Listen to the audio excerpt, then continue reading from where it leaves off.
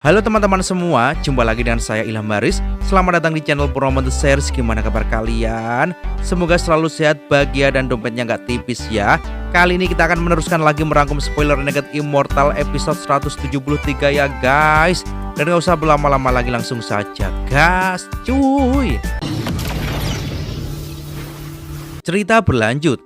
Angka itu lenyap begitu saja dan kabut di hadapan Wang Lin perlahan menggumpal, berubah menjadi untayan anak tangga yang memanjang ke atas seakan hendak menusuk langit. Tak tampak ujungnya, seolah jalan itu tak pernah dimaksudkan untuk kembali. Wang Lin menarik nafas panjang, tatapannya tegas, langkahnya mantap. Satu persatu ia pijak anak tangga itu tanpa ragu. Namun setiap langkah yang ia tinggalkan, anak tangga di bawahnya lenyap, menegaskan satu kebenaran: di jalan ini tak ada yang bisa kembali. Di luar pavilion koleksi, di bawah cahaya rembulan, tiga pria tua duduk bersila, berbincang ringan. Namun percakapan mereka terhenti mendadak saat sinar dari dalam pavilion meledak, menyilaukan dan megah merobek sunyi malam. Pria bermata keluarga Chen memandang cahaya itu dengan tenang meski pupilnya menyempit. Kesempatan penggarap Su sudah tiba, gumamnya datar. Aku ingin tahu mantra surgawi macam apa yang bisa ia raih di lantai 4. Kultivator yang hanya berupa jiwa bernama Lu ikut mengangguk. Kadang keberuntungan jauh lebih berharga daripada bakat. Bisa jadi dia akan memperoleh sesuatu yang lumayan. Sementara itu, pria terakhir, Song, hanya menatap pavilion tajam-tajam, matanya menyipit, suaranya lirih, penuh firasat buruk. Ada yang tidak beres. Chen dan Lu sontak menoleh, kaget. Tepat saat itu, 4 sinar cahaya lagi melesat keluar dari pavilion, memancar riak-riak hebat. Langit tampak terbelah. 5 sinar. Dia sudah sampai lantai 5? Mustahil. Seru Lu, wajahnya terkejut setengah mati. Chen hanya bergumam, perlahan nadanya getir. Dia hampir mencapai puncak wujud nyata yang mungkin hanya setengah langkah lagi menuju Nirvana Scryer. Namun ucapan itu terhenti di tenggorokan. 2 sinar lain meletup dari dalam. Kini total 7 sinar menusuk langit malam, bagai pilar surgawi yang mengguncang dunia. Wajah mereka pucat, pandangan mereka kosong. 7 sinar? Lantai 7? Itu tidak mungkin, bisik Song, nadanya nyaris gemetar. Belum sempat mereka menyusun pikirannya, 2 sinar lagi melesat, menyala ke langit. 9 pilar cahaya menembus malam, mengguncang hati para saksi seperti petir membelah bumi. Mereka hanya bisa terdiam, menatap langit dengan pikiran porak-poranda. Bahkan nenek moyang mereka pun hanya pernah menginjak lantai 8. Lantai 9 tak pernah ada yang sampai ke sana. Sementara itu, Wang Lin tetap melangkah hingga akhirnya ia tiba di ujung tangga. Sebuah pavilion kecil, sunyi, sederhana. Di dalamnya hanya ada bingkai-bingkai kayu dengan giok yang bersinar lembut dan sebuah lukisan tua tergantung di dinding. Lukisan itu menggambarkan sebuah pohon besar, setengah daunnya menguning dengan seorang bocah duduk di bawahnya, bercocok tanam. Di sudut atas lukisan tertera 7 baris tulisan: panggil angin, panggil hujan, gudang sihir, tanah runtuh gunung hancur, bulan gelap, dan langit jernih. Wang Lin memandangi lukisan itu lama, keningnya berkerut. Ia tak mengerti maknanya. Ia menyentuh tikar batu di lantai, namun tangannya justru menembusnya. Ilusi. Giok dan bingkai di sekitarnya juga fata morgana. Ia menghela napas getir. Seandainya aku berhenti di lantai 4, pikirnya. Namun pandangannya kembali jatuh pada lukisan itu dan hatinya bergetar. Ada sesuatu yang ganjil di sana. Ia duduk bersila, menatap lukisan itu tanpa berkedip. Lama-kelamaan ia menyadari bocah di bawah pohon itu ternyata sedang membentuk segel-segel halus dengan jarinya. Bukan sekedar bercocok tanam. Segel itu terus berubah setiap 2 atau 3 jam. Selama 7 hari penuh, Wang Lin menghafalkan semuanya, lalu mulai membentuk segel itu sendiri. Begitu segel terakhir terbentuk, pavilion berguncang hebat. Kesadarannya tersedot ke dalam lukisan, dinding-dinding dunia runtuh, pikirannya meredup. Saat membuka mata, ia sudah berada di dalam lukisan. Pohon besar menjulang di belakangnya, setengah kuning, angin sepoi membisik di antara dedaunan. Tubuhnya kini serupa bocah di lukisan itu, mengenakan jubah Tao. Di langit, 7 baris kalimat itu menggantung, berpendar. Ketika ia membaca, angin hitam berputar, membentuk 9 naga hitam yang meraung menerjang langit. Naga-naga itu memuntahkan hawa dingin mematikan, seolah mampu memusnahkan kehidupan dalam satu hembusan. Ini panggil angin, desis Wang Lin. Tubuhnya nyaris hancur oleh tekanan mantra itu. Namun dari kehampaan, sebuah kekuatan lembut datang menyelimutinya. Sebuah suara agung bergema, bergetar di relung jiwanya. Mantra kaisar surgawi yang agung ini dinamakan panggil angin. Siapa yang beruntung akan mampu memahami dan membawa pulang dari lukisan ini. Jiwanya berubah menjadi tinta, menuliskan 3 aksara besar, panggil angin. Tubuhnya terlempar keluar dari lukisan, terjatuh di lantai pavilion. Ia terengah-engah, matanya penuh kengerian, telinganya masih mendengar gema suara itu. Keberuntungan. Ia menatap lama pada lukisan itu, menyadari bahwa lukisan ini diciptakan oleh tangan yang sama dengan karya di ruang penyimpanan. Ia merenung lalu berdiri. Giok dan benda-benda lain sudah tak lagi menarik baginya. Dengan langkah kosong, ia mulai menuruni tangga, bibirnya berbisik lirih. Mantra surgawi, panggil angin. Di luar, 3 pria tua masih berdiri terpaku. Tatapan mereka membeku ketika melihat Wang Lin muncul. Namun segera mereka merasakan sesuatu yang berbeda. Tatapan Wang Lin kosong, pikirannya masih terikat pada lukisan itu. Mereka saling melirik, senyum dingin muncul di bibir mereka. Dalam keadaan seperti itu, bisik salah satu dari mereka, bahkan surga memberiku kesempatan. Niat membunuh melingkupi mereka bertiga. Tanpa ragu lagi, mereka mengambil harta terkuat mereka, merapal mantra paling dahsyat dan menerjang Wang Lin. Di hadapan pria bermata keluarga Chen, jarum-jarum perak menyembul dari udara, bergetar di antara jari-jarinya. Setiap jarum memancarkan cahaya biru dingin menusuk pandangan. Segel tangan Chen berubah cepat dan sesosok ilusi raksasa meledak di belakangnya, dipenuhi aura celestial yang menakutkan. Sosok itu mengangkat telunjuknya menunjuk tajam ke arah Wang Lin. Dalam sekejap, jarum-jarum perak itu melesat, membelah angin, mengincar punggung Wang Lin seperti ribuan tombak perak mematikan. Di sisi lain, Song sudah bergerak, kedua tangannya menampakkan pola yin dan yang berputar, memancarkan kilat berwarna ungu. Dengan satu gerakan keras, ia melempar pola itu ke depan. Petir menyambar liar di udara, membawa energi asal yang pekat, mendekat cepat pada Wang Lin. Namun itu belum selesai. Song langsung membentuk segel aneh dengan tangan kanannya, dan dari sela jarinya meluncur seutas benang sutra hitam, panjang dan berdenyut, menekan udara di sekitarnya, menyemburkan kabut hijau pekat yang terasa berat dan beracun. Di belakang mereka, kultivator wanita dalam wujud jiwa asal membuka mulutnya, memuntahkan sebuah kipas kristal kecil yang berkilau. Ia meraih kipas itu, mengayunkannya ke depan, lalu meniupkan energi asalnya ke sana. Seketika 6 naga kristal meluncur dari kipas, meliuk-liuk di udara, mengepung Wang Lin dengan formasi ketat, siap merobeknya dari segala arah. Mata ketiganya kini merah padam, diselimuti keserakahan. Di mata mereka hanya ada satu jalan, membunuh Wang Lin, merebut mantra surgawi lantai 9. Dengan kecepatan yang mengguncang, harta magis dan mantra mereka mendekat, mengaum menghantam. Wang Lin tetap berdiri, diam.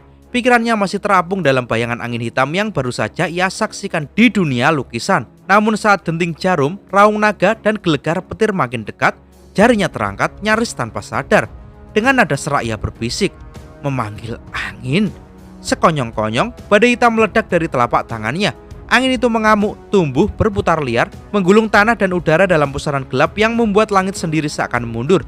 Tanah bergetar, udara membeku, suara gemuruh memenuhi dunia, mantra surgawi bangkit kembali, dan dunia seakan mengingat ketakutan lama yang sudah terlupakan. Jarum-jarum perak menyentuh angin, namun tak sempat menusuk, semuanya meledak menjadi debu. Sosok ilusi besar itu juga hancur, tercerai-berai bagaikan asap yang tertiup badai.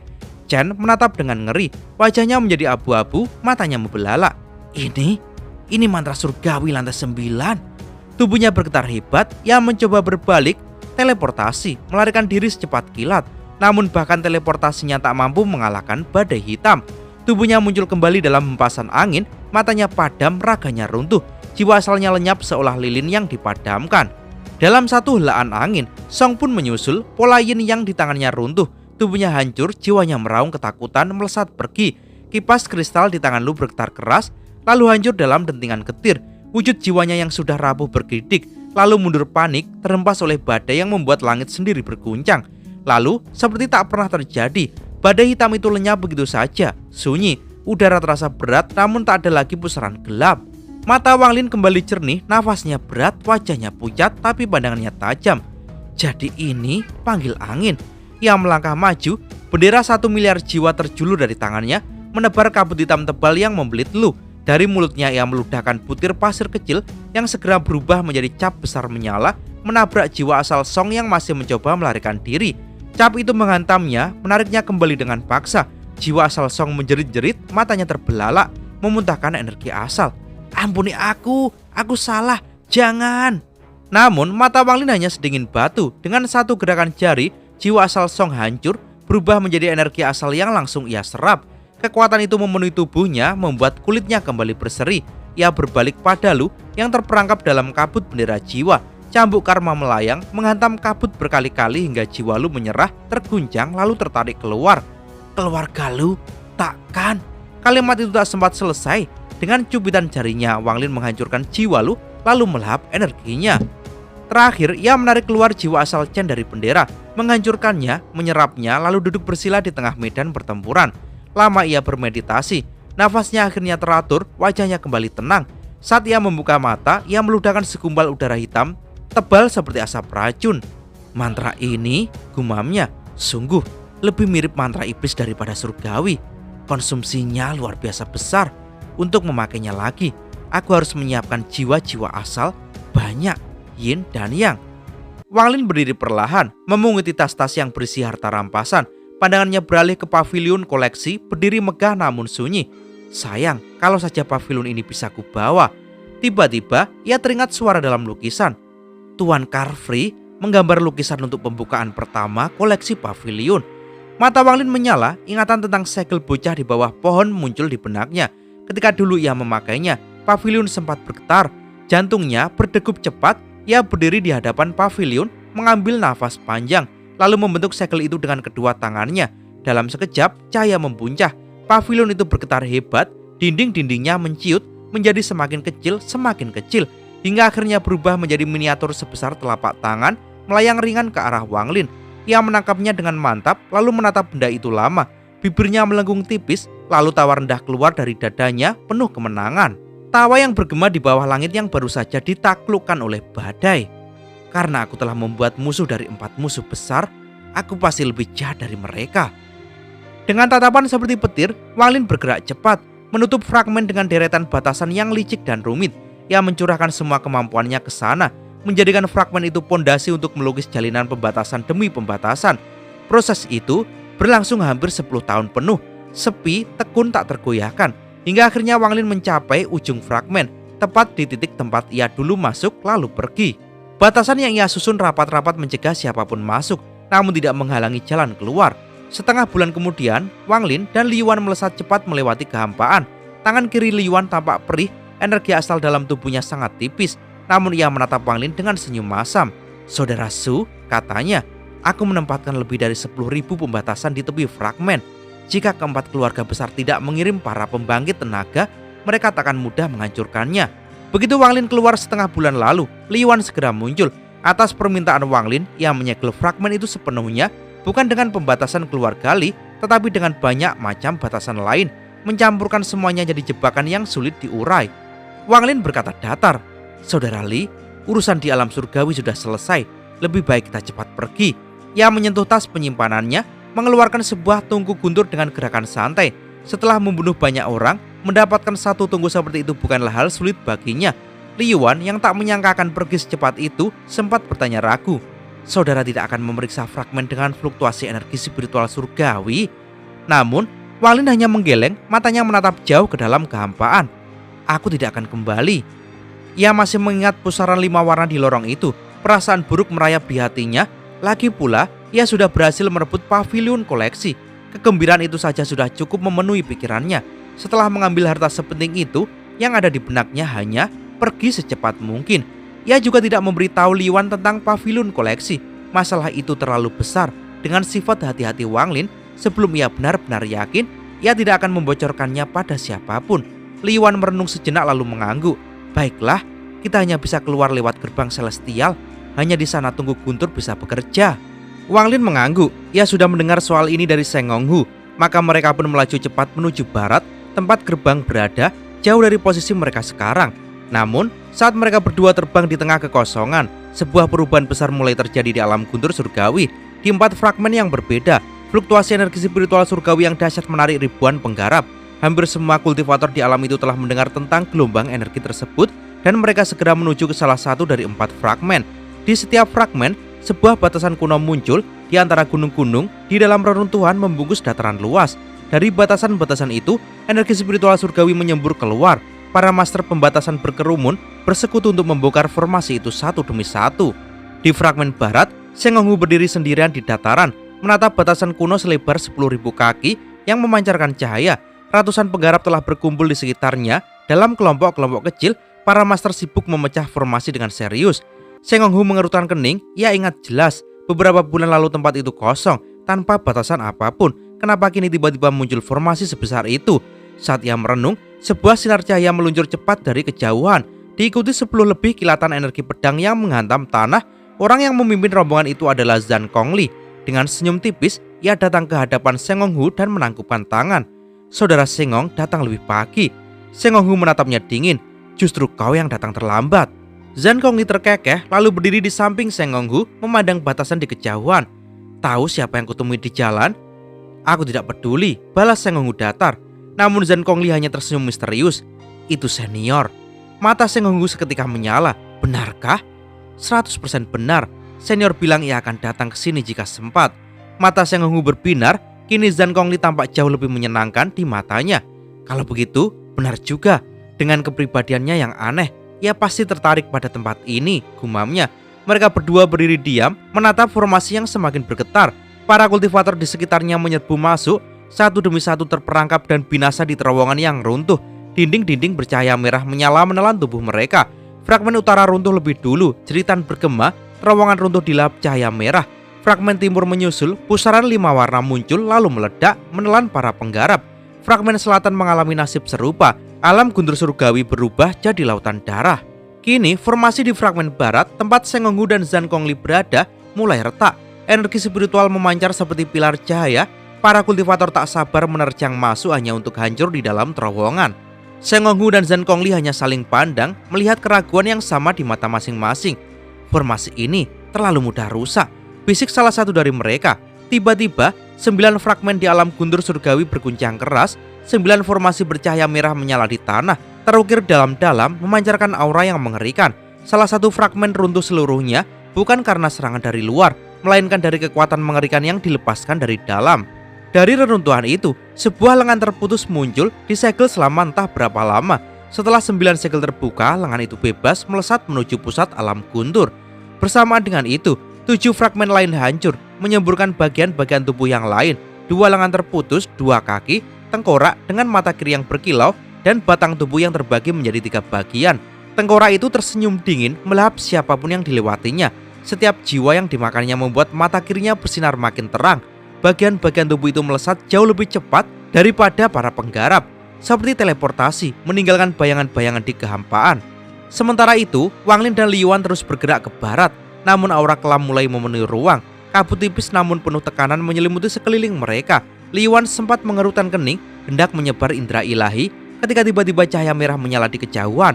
Dalam pancaran cahaya merah itu, sebuah lengan terputus melayang bagaikan dewa pembantai yang baru terbangun dari tidur panjangnya.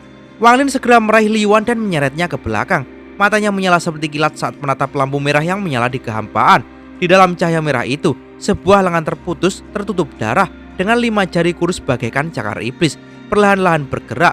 Siapapun yang menatapnya akan merasakan hawa dingin menembus tulang, dan terutama kuku-kukunya yang panjang dan tajam tampak seolah mampu merobek kehampaan menjadi serpihan. Dan benar saja, ketika Wang Lin menatapnya, lengan itu seperti menatap balik lalu berbalik ke arahnya. Jaraknya masih jauh ketika lengan itu menggesek kehampaan. Gemuruh keras terdengar dan dari ujung jari-jari itu meledak 5 retakan spasial, menyambar ke arah Wang Lin seperti luka hitam di selembar kertas putih. Jiwa 5 retakan itu mengenainya, tubuh dan jiwa asal Wang Lin pasti akan terkoyak habis. Mata Wang Lin menyempit dan ia segera mundur. Tangan kanannya membentuk segel, lalu gerendel petir ungu menyembur keluar dari jiwa asalnya, menyambar ke arah lengan itu. Namun lengan itu tidak menghindar, melainkan meraih petir ungu itu, menghancurkannya dan menyerap energi asalnya seperti menelan makanan ringan. Kening Wang Lin berkerut dan dengan dengusan dingin ia membuka mulut dan meludahkan sebutir pasir yang berubah menjadi cap fragmen dan jatuh menabrak lengan. Namun sesaat sebelum cap itu menyentuh, kilatan merah muncul di lengan membuatnya bergerak gesit menghindar dengan mudah. Wang Lin mundur lagi, matanya gelap. Lengan itu kini mendekat cepat. 5 retakan spasial baru muncul di udara, ingin merobek tubuhnya berkeping-keping. Nafsu darah dari lengan itu semakin pekat, auranya beracun, membuat kulit Wang Lin terasa terbakar saat terkena hembusannya. Ini jelas pertarungan paling berbahaya yang dihadapi Wang Lin sejak mencapai tahap wujud nyatayang. Saat 5 retakan spasial itu mendekat, Wang Lin membuka mata ketiganya, mengibaskan cahaya merah seperti kipas besar, menelan kelima retakan itu. Dalam pandangannya, retakan itu kembali ke bentuk semula lalu lenyap, meninggalkan 5 tetes darah merah gelap menggantung di udara. Wang Lin menunjuk ke depan sambil berteriak, "Berhenti!" Tato tulang binatang di punggung tangan kanannya berkilau, aura jahat menguar, dan cahaya hantu muncul. Kabut abu-abu bercampur dengan darah merah itu, 3 tetes darah membatu sementara 2 tetes lain cepat kembali ke lengan. Lengan itu bergetar, berhenti mengejar Wang Lin dan mundur. Wang Lin menyambar 3 tetes darah batu itu dan menyimpannya di tas. Matanya menyala dingin ketika menghunus pedang surgawi dan mengejar lengan yang terputus itu. Lengan itu memang terlalu aneh. Melihatnya, Wang Lin teringat pada bola mata di pusaran 5 warna dulu. Rasanya mereka berasal dari sumber yang sama. Lengan itu kembali berbalik, membentuk segel dengan cepat, menekan celah spasial yang diciptakan oleh pancaran pedang surgawi Wang Lin. Ledakan keras meletup, area sekitar 1000 kaki runtuh. Namun kali ini cap fragmen Wang Lin menabraknya keras. Lengan itu bergetar, sinarnya melemah sejenak, lalu melarikan diri dengan kecepatan yang lebih tinggi. Tiba-tiba 7 atau 8 pembudidaya dari sebuah keluarga muncul. Tingkat kultivasi mereka tak lebih dari askenden tahap pertengahan. Wajah mereka pucat, seolah sedang dikejar sesuatu yang mengerikan. Dan memang benar, lengan itu berbalik arah menyambar mereka. Dalam sekejap, para kultivator itu tercabik, jiwa asal mereka hancur dan diserap. Lampu merah di lengan itu semakin terang, lukanya sembuh, bahkan terlihat lebih kuat daripada sebelumnya. Wang Lin yang menyaksikan ini menjadi semakin muram. Lalu dari kejauhan, seberkas cahaya merah lain mendekat dan kini yang terlihat adalah sebuah kaki yang terputus. Wang Lin segera berbalik dan terbang menjauh tanpa ragu. Lengan itu ragu sebentar, tapi akhirnya tidak mengejar, melainkan terbang bersama kaki itu menghilang ke dalam kehampaan. Namun, aroma darah masih menggantung tebal di udara. Seluruh alam guntur kini terjerumus dalam kekacauan. 8 anggota tubuh terputus itu masing-masing memiliki kekuatan setara kultivator wujud nyata yang puncak. Bahkan racun yang mereka bawa membunuh jiwa asal siapapun yang mendekat. Mereka bergerak cepat, menyapu seluruh alam guntur. Sebelum akhirnya 8 sinar cahaya merah itu berkumpul di pusat alam. Rawangan purba mengguncang langit, 8 bagian tubuh menyatu menjadi sosok utuh. Seorang pria berambut putih, tubuh penuh luka, wajah dihiasi bekas-bekas perang. Mata kanannya kosong, hanya mata kiri yang menyala dingin. Pria itu tertawa keras, suaranya menggema ke seluruh alam. King Sui, tidak peduli sekuat apa segelmu, waktu tak bisa kau kalahkan. Kalau memang ingin membunuhku, kenapa kau pasang formasi penyembuh di luar formasi segelmu? Hah, kalau bukan karena segel itu, aku sudah mati di perang alam surgawi. Sekarang aku bebas, dan aku tahu kau juga belum mati, King Sui. Tapi kalau kau pikir bisa menyegelkanku lagi, kau salah besar.